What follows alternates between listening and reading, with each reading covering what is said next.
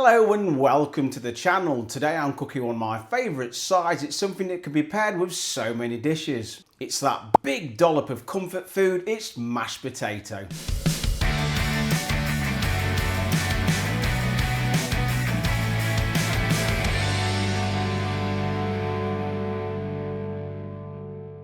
You can cook this dish quite a few ways. You can boil it, you can steam it, you can also bake it. But today I'm doing something different. I'm cooking it sous vide. That's because it's consistent, it's trouble-free, and the results are outstanding. Cooking mashed sous vide ensures that the potatoes are all cooked through evenly, ensuring silky smooth and lump-free mashed potato.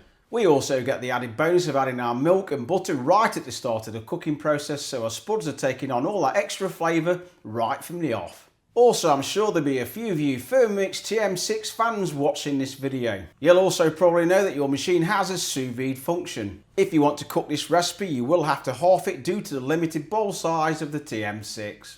There's only a few basic ingredients that goes into this mashed potato dish, starting with 1 kilo of mashed potatoes. Today I'm just using a basic British all-rounder. Other good alternative are Russet, Maris Piper, Yukon Gold or King Edwards. Next we'll go for 200ml of full fat or semi-skim milk. Next followed by 125 grams of unsalted butter. We're using unsalted butter so we can better control the salt levels.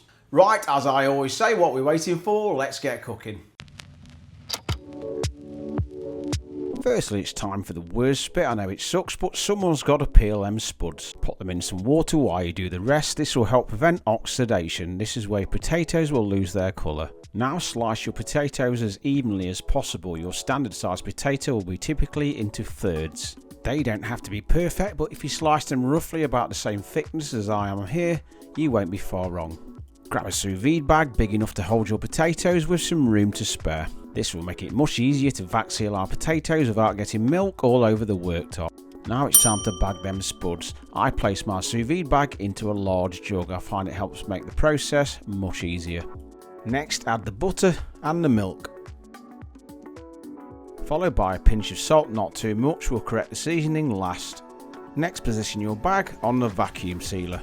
Here we will see why using a larger bag will help prevent liquid spillage.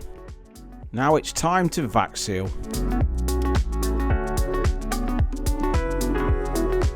Place your prepared package in the bath and cook for 90 minutes.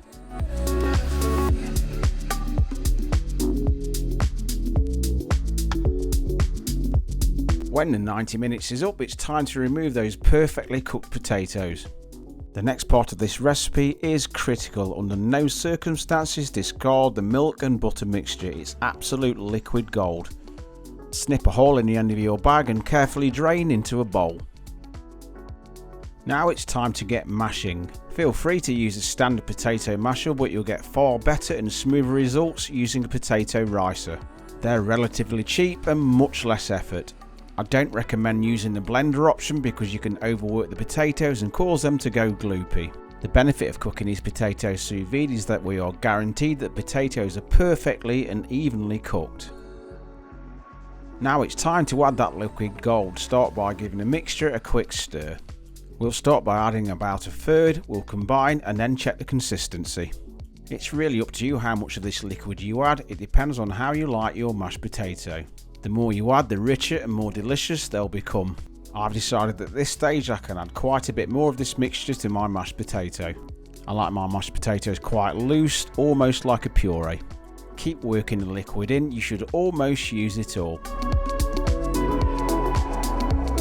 Once you've reached your desired consistency, check the seasoning and adjust to taste. Mine just needed a wee pinch of salt.